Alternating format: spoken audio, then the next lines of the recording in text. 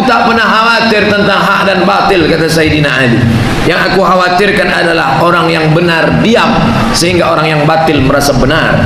Orang yang benar diam semua, sehingga orang batil merasa kami benar. Karena orang benar diam.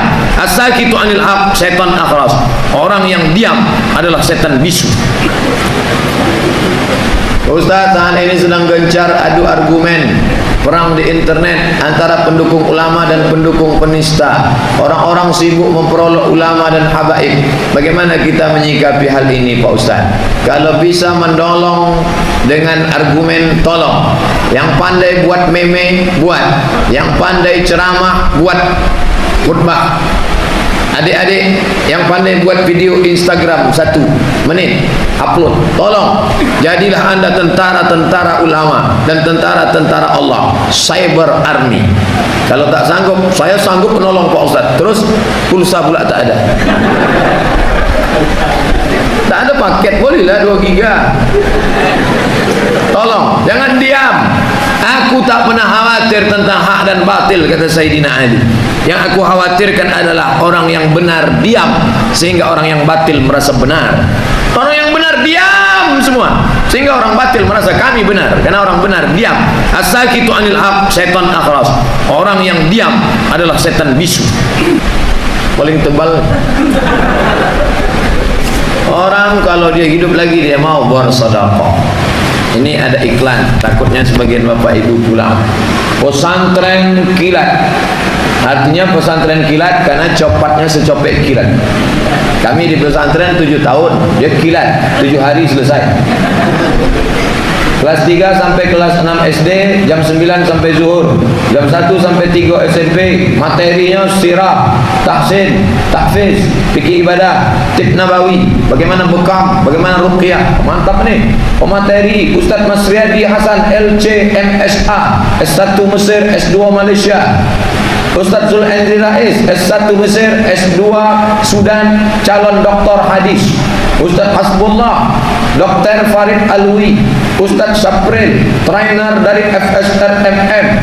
Fasilitas game seru, materi full multimedia, kopi materi, buku mutabah, buka puasa bersama di akhir acara. Dan buka bersamanya tetap setelah azan maghrib. Sertifikat, mantap nih, nanti tempel di dinding pengumuman. Ini saya tinggal semua. Apakah sah sholat sambil menggunakan masker? Karena saat sholat debu bertebaran. Boleh pakai masker, betul, banyak debu, boleh. Mana dalilnya? Enak aja Ustaz bilang boleh, boleh, boleh. Yang tak boleh itu disungkupnya. Karena ada tuh biasa dipakai orang mau menangkap ikan malam atau jaga durian di kampung-kampung. Disungkup dari atas sampai ke itu yang tak boleh. Adapun tutup karena ada ilat boleh. Ada tuh kain sungkup di puncak banyak tuh jual. Sungkup tinggal mata. Itu yang tak boleh. Itu tak boleh. Ustaz, mana yang lebih baik dari nilai ibadah? Berimpak di satu masjid 100 juta atau berimpak di 100 masjid namun masing-masing masjid 1 juta? Tengok dulu di mana daerahnya, mana yang paling membutuhkan, memerlukan, itu kasih dulu. 1 juta, 1 juta, 1 juta, 1 juta. Semuanya peletakan batu pertama, 1 pun tak jadi. Bagus 1 tapi jadi. Kalau ada bapak ibu punya 100 juta, boom, ini langsung bam, siap. Tahun depan orang menengok, alhamdulillah. Kalau masih begini juga, na'udzubillah. Ambo ceramah di Tompek, salah satu desa. Kebun sawit luas, habis kebun sawit, kebun gota. Ini yang punya 1 orang Pak Ustaz. Mana yang punya ini sekarang? Mati. Ternyata orang kaya mati juga.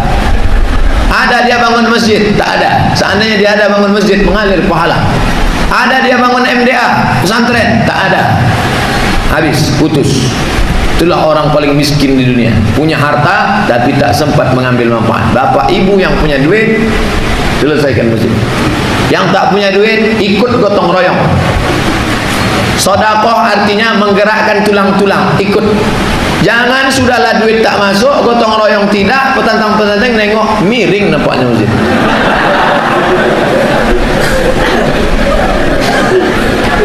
Untuk wanita yang sedang haid lalu harus kembali ke tanah air, lalu mandi dan bersuci, padahal hari haidnya belum selesai, lalu dia melaksanakan tawaf wada. Sahkah tawaf wada? Tawaf wada gugur bagi perempuan haid.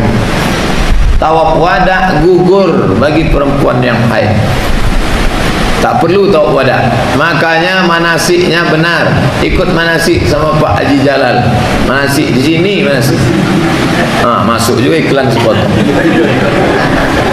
Saya ibu dari Majelis Taklim Masjid Babus Sabar. Bab artinya pintu, sabar, pintu sabar. Macam mantap masjid daerah situ. Ada pintu sabar, ada alhamdulillah. Masuknya dari Babus Sabar, sesudah sampai kemari alhamdulillah aja bawahnya. Mantap.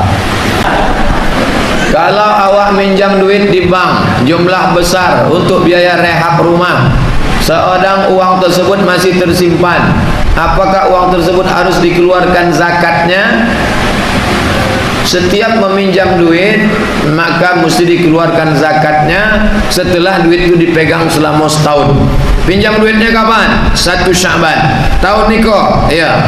Tahun depan bertahan dia 100 juta, bertahan dia 85 gram emas, baru dikenakan zakat 2,5%. Batas minimnya 85 gram. 85 gram itu berapa? Kali 500.000, 42.500.000. Bapak ibu yang punya duit 42.500.000 sudah kena zakat. Ambo husnuzan, anggaplah semuanya ini punya duit masing-masing 100 juta. Amin. Dari bunyi aminnya nampaknya tak yakin. Yang punya duit 100 juta maka zakatnya 2,5 juta. Keluarkan. Ingat, duit yang tak dizakati dia akan keluar dengan caranya sendiri. Keluarkan zakat. Kalau kita punya tabungan di bank, setiap tahunnya kita keluarkan zakatnya. Apakah pada tahun berikutnya keluarkan zakat? Ya. Setiap masuk syukran, terima kasih, merci beaucoup. Setiap keluar satu masa maka keluarkan zakatnya. Setiap 1 tahun keluarkan zakatnya. Sedangkan uang tersebut tak bertambah. Walaupun tak bertambah selama di atas 42 juta. Tapi kalau duit itu 40 juta tak ada zakatnya. 42.500.000 maka keluarkan zakat 2,5%. Bagaimana cara umat Islam bisa mandiri secara ekonomi sehingga generasi Islam berikutnya generasi yang cemerlang? Jangan belanja di toko kafir. Tuh, kalau kita mau bantu ekonomi umat Islam jangan belanja di toko kafir.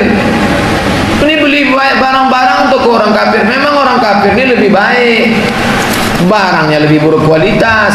Saya suruh keluarga, istri, mak saya belanja apa kata dia? Belanja tempat orang Islam ini lebih mahal, tak apa-apa, kita tolong orang Islam. Belanja tempat orang Islam ini barang-barangnya lamu-lamu, lapuk-lapuk, tak apa, kita tolong. Karena orang Islam tak beli, itulah maka lama, kita tolong dia. Ini orang Islam, solat di masjid, puasa sunat rajin, belanja tempat orang kafir. Majulah orang kafir, orang Islam susah. Ini belanja, gerakan belanja tempat orang Islam. Kalau belanja tempat orang Islam nawarnya sekali aja.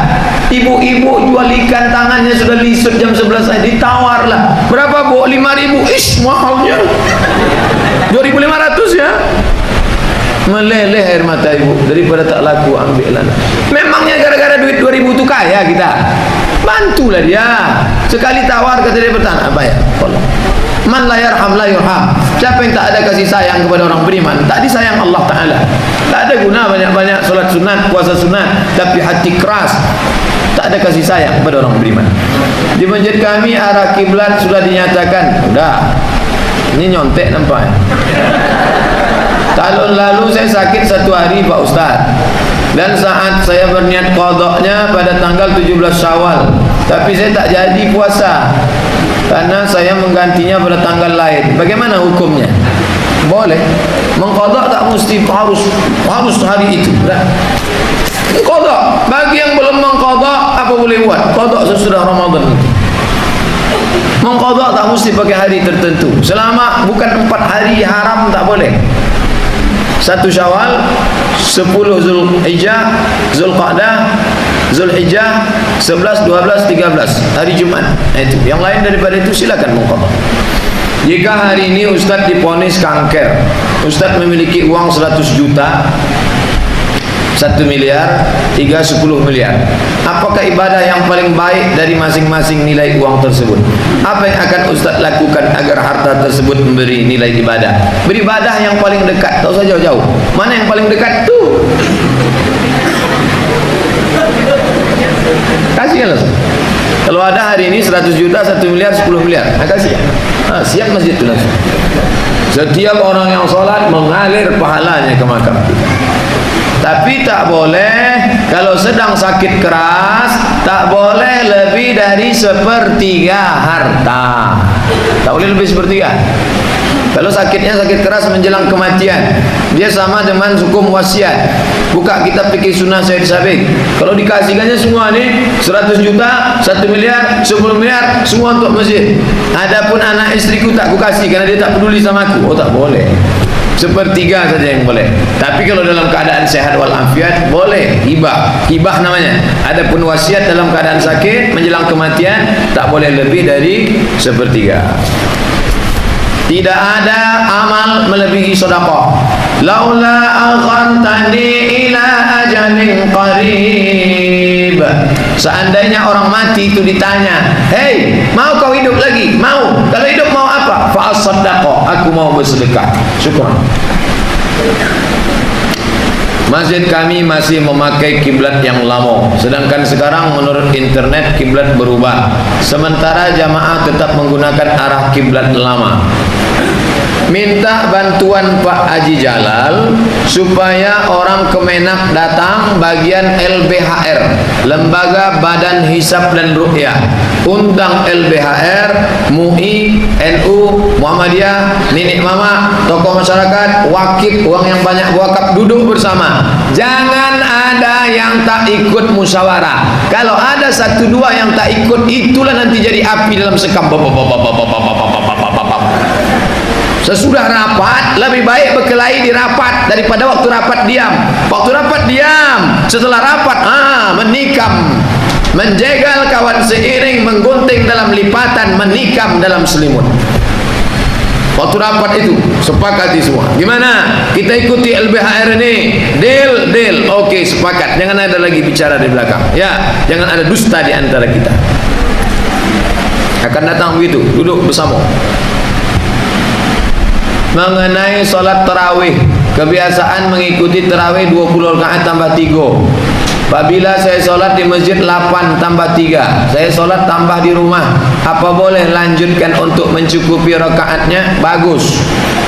Dibuatnya di masjid 8 tambah 3, sampai ke rumah ditambahnya lagi 13, tambahnya lagi 12 rakaat. Bagus, sehingga menjadi 23.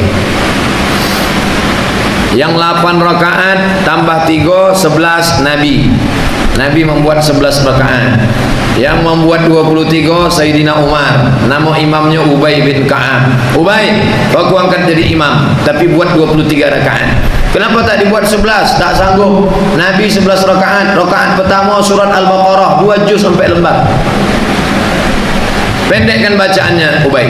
Maka kalau bacaannya panjang, rakaatnya sedikit. Kalau bacaannya pendek, rakaatnya banyak. Masyarakat kita cerdas, dikombinasikannya antara dua. Bacaannya pendek, rakaatnya sedikit. Dapat dua-dua. Sebaiknya kalau kita perempuan sholat sunat, baiknya di rumah saja. Tapi waktu bulan Ramadan, terakhir perempuan iktikaf ke masjid pada malam hari. Ibu sanggup membawa anak kecil ke masjid, sebaiknya bagaimana Pak Ustaz? Nabi membawa Sayyidatuna Aisyah iktikaf. Thumma atakafa azwajuhu min ba'di. Setelah Nabi meninggal, Aisyah tetap iktikaf di masjid. Dan iktikaf Aisyah bukan sehari 2 hari, 24 jam kali 10 hari 10 malam, 240 jam. Itu iktikaf. Masuk sore 20, keluar malam Idul Fitri. Itu iktikaf. Adapun iktikaf kita selama ini iktikaf kalong, tapi sah juga daripada tidak iktikaf sama sekali. Seminim sekojap iktikaf, seketek-ketek iktikaf berapa lama Ustaz? sebentar-bentarnya iktikaf menurut mazhab Syafi'i lamo seketek dari rukuk. Subhana rabbiyal azim wa bihamdi, subhana rabbiyal azim wa bihamdi, subhana rabbiyal azim wa bihamdi. Lamo sikit dari rukuk itu sudah dianggap iktikaf. Nanti kalau ada ustaz ceramah, iktikaf mesti 10 hari 10 malam, dia tak pakai mazhab. Tak bisa. Kita harus ikut mazhab Hanafi, Maliki, Syafi'i, Hanbali. Silakan iktikaf. Apa hukum dalam Islam jika kita memilih pemimpin yang bukan muslim? Wa may yatawallahum minkum fa innahu minhum. Siapa yang memilih orang kafir maka dia kafir. Siapa yang memilih Ahok kemarin itu tak boleh dilakukan fardu kifayah, tak boleh disolatkan, tak boleh dikafankan, tak boleh dimandikan, tak boleh dimakamkan di pemakaman kaum muslimin. Antarkan ke HKBP dan Santa Maria.